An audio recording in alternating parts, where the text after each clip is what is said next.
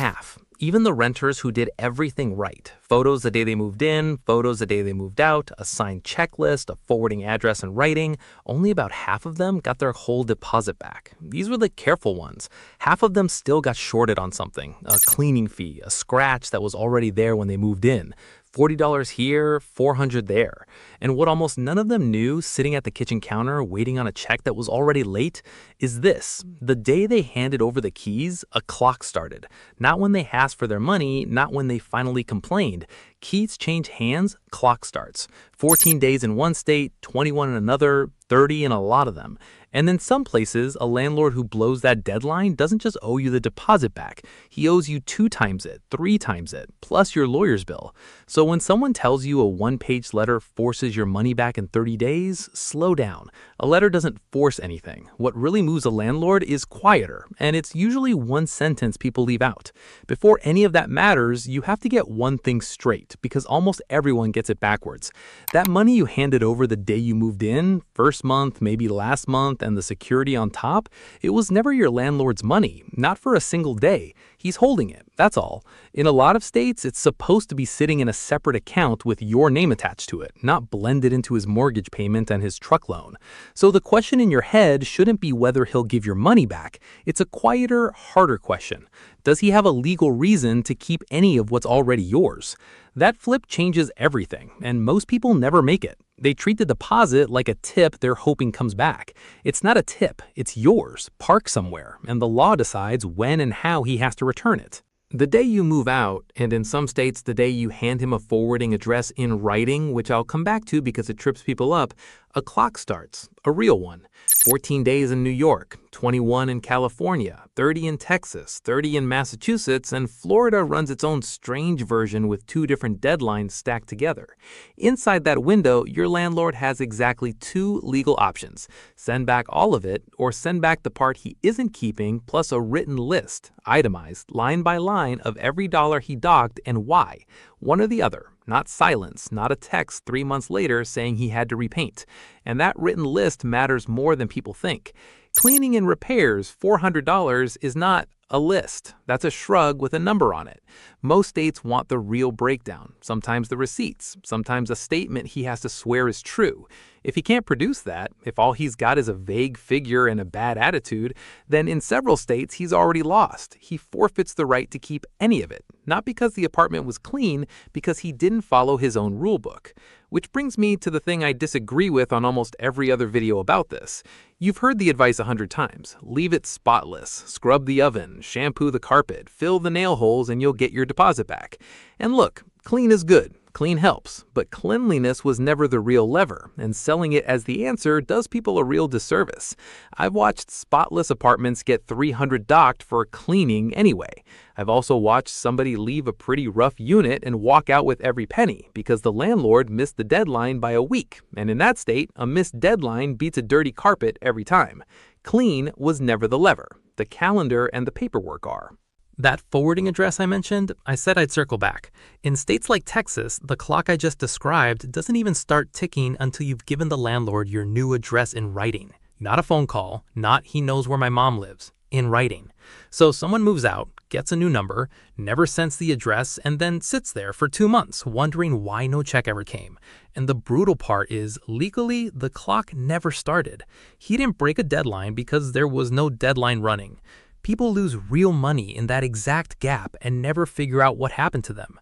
So when did your clock start? Or did it ever start at all? Because the numbers on who gets made whole are not pretty. In one 2024 survey, 26% of renters, better than 1 in 4, got back less than they were owed. And the people who did everything right, the photo at move-in, photo at move-out, signed checklist people, about half got their full deposit back. Half. That other half, the careful ones, still swallowed a deduction they probably could have fought.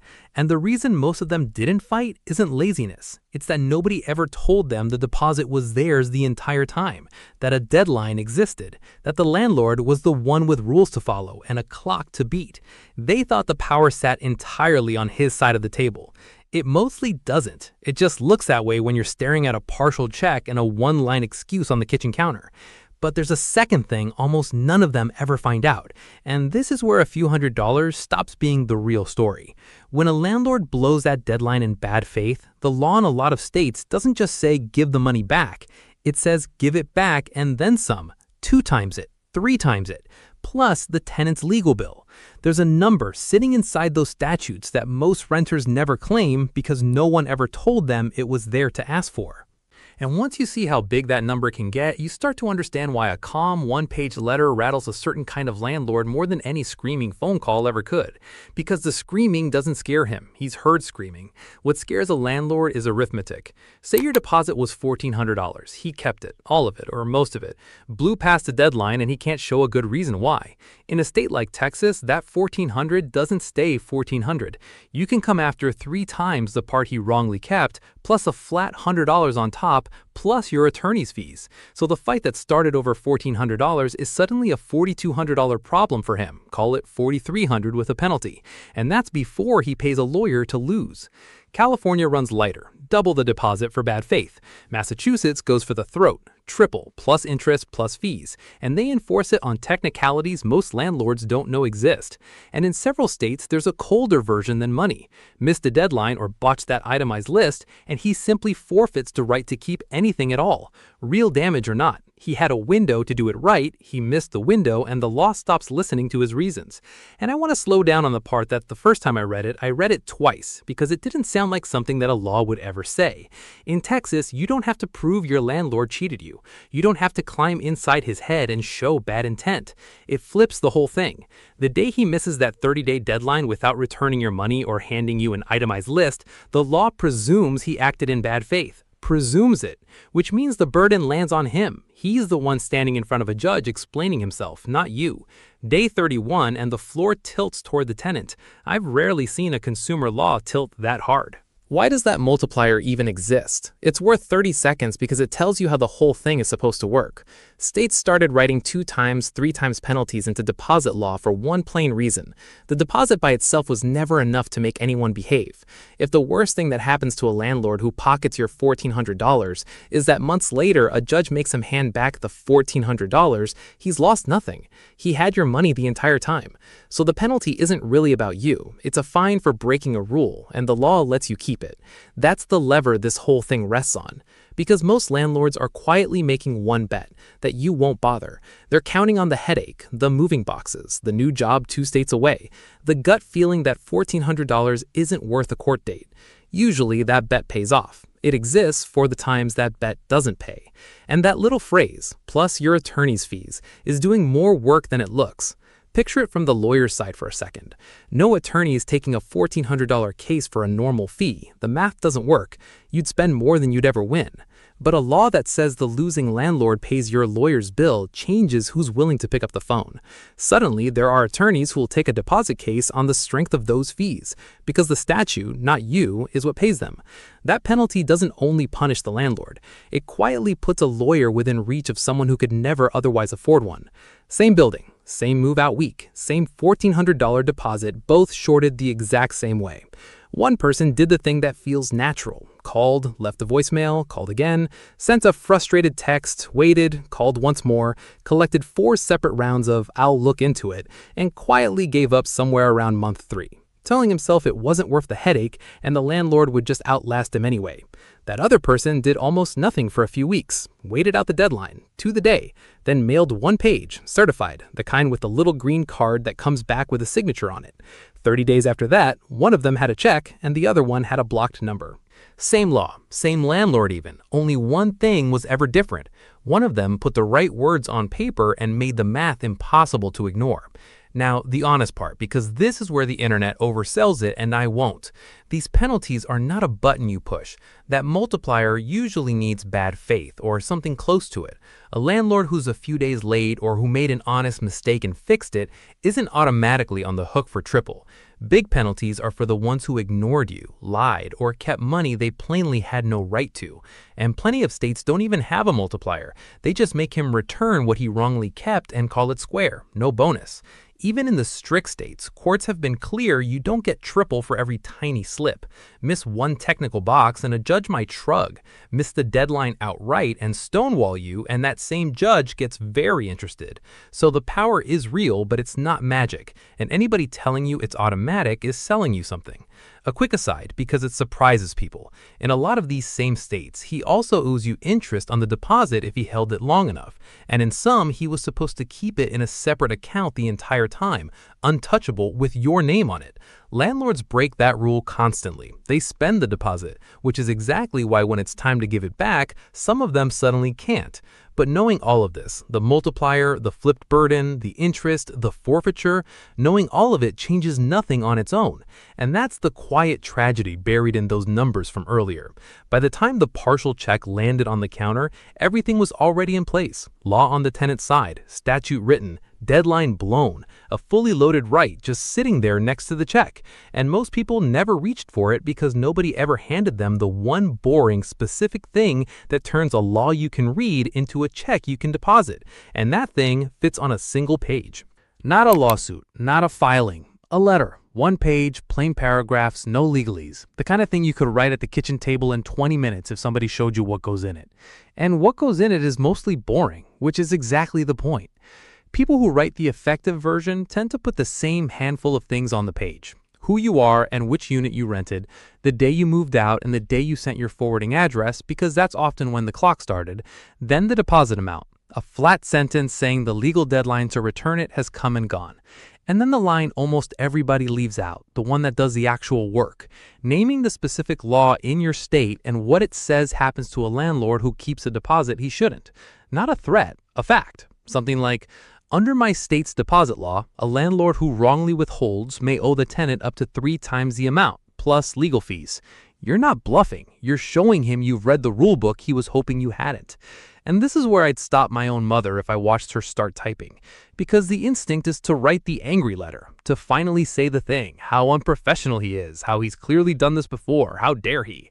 I get it, but the angry letter is the weak one. Your landlord has read 100 angry letters and thrown out 100 angry letters. What he can't easily throw out is a calm one with the statute in it and a date he has to answer by, say 10 days, 14 days. Anger reads as noise. A law and a deadline read as someone who's going to follow through. People who win these are almost always the second kind. Boring is the weapon here. Send it the slightly annoying way, not the easy way. Not a text, not an email you can't prove he opened. Certified mail, return receipt, the little green card that comes back with his signature on it. It costs a few dollars and 40 minutes you'd rather not spend, and it's the difference between I sent something and here's the date he received it, which is the thing a judge wants to see later. In some states, a written demand like this isn't even an option. You have to make one before you're allowed to sue at all. So you'd be doing the required step and the smart step in a single envelope. And if the deadline in your own letter passes and you still get silence, or you get a flat no, that's what small claims court is built for. It's the one corner of the legal system designed for regular people. A low filing fee, usually somewhere between $30 and $100, and in a lot of places, lawyers aren't even allowed in the room. You fill out a short form, a plain statement of what you're owed and why, you pay the fee, and the court helps you get the landlord served. Then you show up with your folder, lease, photos, the letter, that green card. What nobody warns you about is the showing up. You'll take a morning off work. You might wait 3 hours for a 5-minute hearing. He might not show at all, which in a lot of places means you win by default. People drop out at this step more than any other, not because they lose, but because life is loud and a work day is hard to give up. Those who do go usually find it smaller and calmer than they'd built it up to be. You don't have to invent the wording from scratch either. There's a site, lawhelp.org, that points you towards free legal aid in your own state, and another run by something called the Legal Services Corporation that does the same. Most state attorney general's offices publish a plain tenant guide with the deadline and the penalty for that exact state written out in normal English. Templates are out there, deadlines are out there. None of it is hidden, it's just never handed to you at the one moment you'd actually use it. And there's a point where the smart move is to close the browser and talk to a real person. If the deposit is large, if your old landlord turns around and sues you for damage far past what he kept, if any of this is tangled up with an eviction that's now following you onto rental applications, that's not a 15-minute video problem. That's a sit down with someone who knows your state problem, and it's worth the consult. Same if you're in the military. There's a separate federal protection there. It's a strong one, and it deserves a real conversation, not a paragraph. Knowing when you've walked past the edge of a video is its own kind of smart. But for most people, it never gets that far. For most people, the whole thing was quietly decided weeks ago, when a deadline ran out in a state they didn't know had a deadline, and the money they'd written off as gone has been this entire time technically still theirs, sitting in a rule, waiting on a page nobody told them to write. That's the part that gets me. We hand somebody a lease at 22 and a set of keys and a number to wire over, and we never once mention that the money comes with rules attached. Rules that protect them, written on purpose by people who'd watched this exact thing happen one too many times. So it lands in the drawer of things nobody teaches you until the night you're standing at the counter holding a check that's $400 light, feeling like you walked away with nothing while the law was sitting on your side the whole way. The envelope's still on the table. That deadline may have already quietly come and gone in your favor. The page is still blank, and it's a short page, and the worst thing that happens if you write it is that a landlord ignores one more letter, which is precisely where you're already standing. I don't know why nobody teaches this before you need it, but you know it now. And the clock, the one that started the day you handed over the keys, was never going to care that you only just found out it was running.